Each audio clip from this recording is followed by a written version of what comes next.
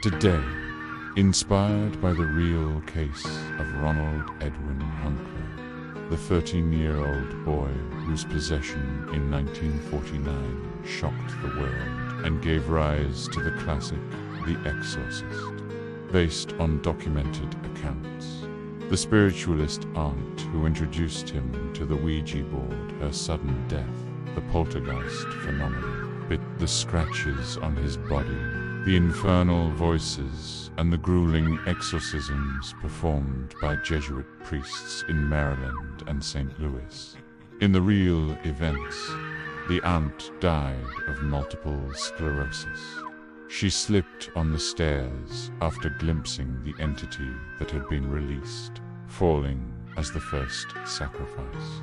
What follows is interwoven with fiction, threading the inexplicable into nightmares that echo the truth. Prepare yourself.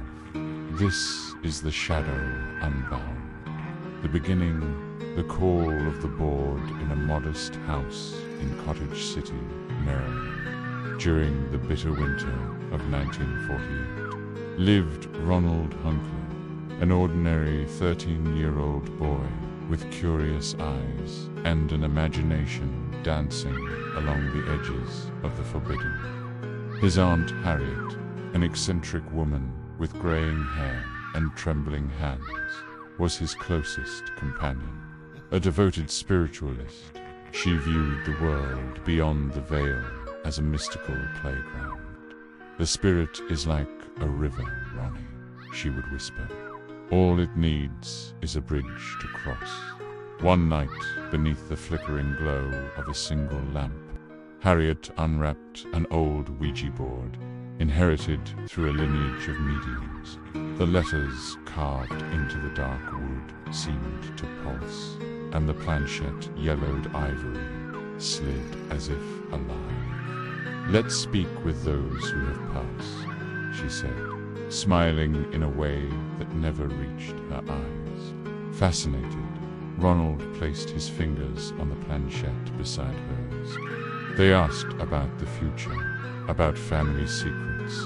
At first, the planchette moved slowly, spelling trivial answers. Then something changed. The air grew heavy, as if the room itself were breathing. The planchette accelerated. "I am ancient." Ronald laughed nervously, but Harriet went pale. "Who are you?" she asked. The answer came immediately. "What you released." That same night, as Harriet climbed the stairs toward her bedroom, she froze. A formless shadow materialized at the top, red eyes blazing in the darkness, a guttural whisper echoing. "You called me?" Terrified, she stumbled. Her hands clawed at the railing in vain. Her body tumbled down the steps, a sickening crack echoing through the house. Ronald found her at the foot of the stairs, neck twisted, eyes locked in eternal terror. Doctors called it a tragic accident in January 1949, but Ronald knew. The board had opened in the veil, and something crawling, a primordial entity, starving for souls, had escaped. It was no benevolent spirit.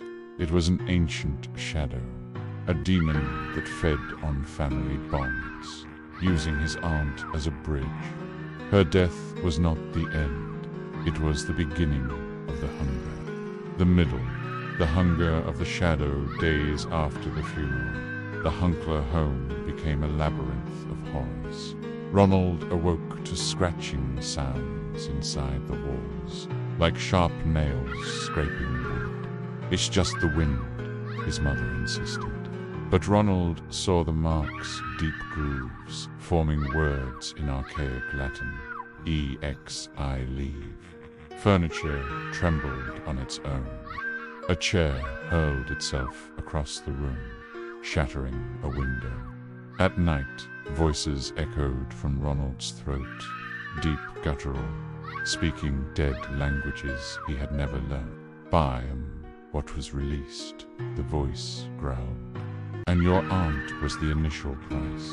The terrified family first sought help from the Lutheran Church, but the pastors recoiled when they saw the scratches on Ronald's chest, inverted crosses bleeding without wounds, spelling the names of biblical demons. Its possession, one whispered before fleeing. The parents took Ronald to St. Louis, Missouri, where Jesuit priests Father William S. Bowden and Father Raymond J. Bishop took over the case. The exorcisms began in March 1949. Grueling rituals by candlelight. Ronald bound to the bed, spitting blasphemies, levitating inches above the mattress. The entity laughed through him. Harriet saw me first, but you opened the door. I feed on your innocence, boy, and when I am finished, your family will be next. The nights dragged on in suffocating suspense. Ronald alternated between moments of calm, sobbing, begging forgiveness for his aunt, and explosions of demonic rage where objects flew and the air reeked of sulfur. The priests documented everything in a secret diary.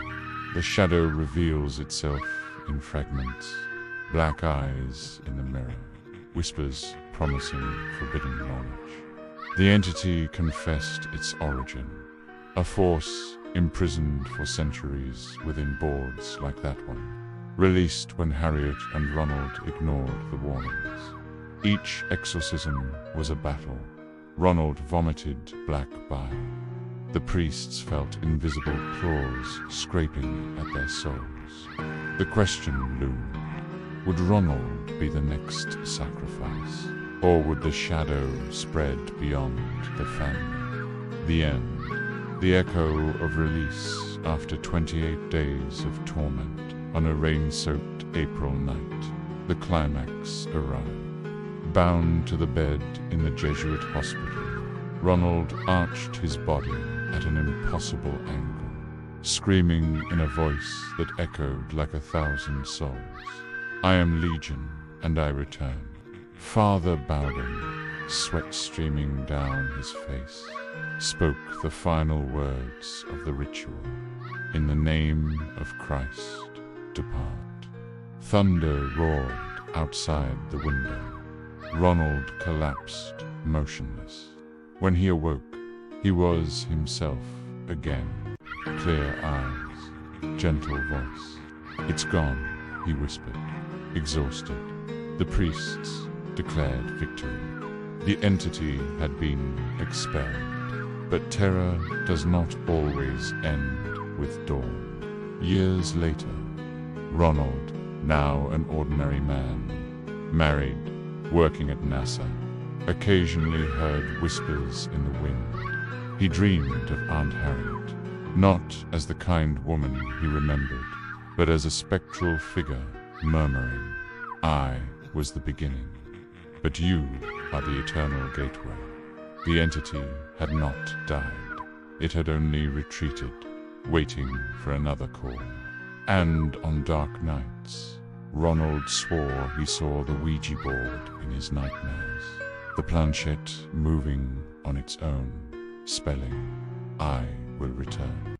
Thus ends the Shadow Unbound, an echo of the inexplicable, reminding us that some doors, once opened, are never completely closed. If this story unsettled you, reader, imagine what the real facts still hide in the shadows of history. Sleep well, if you can.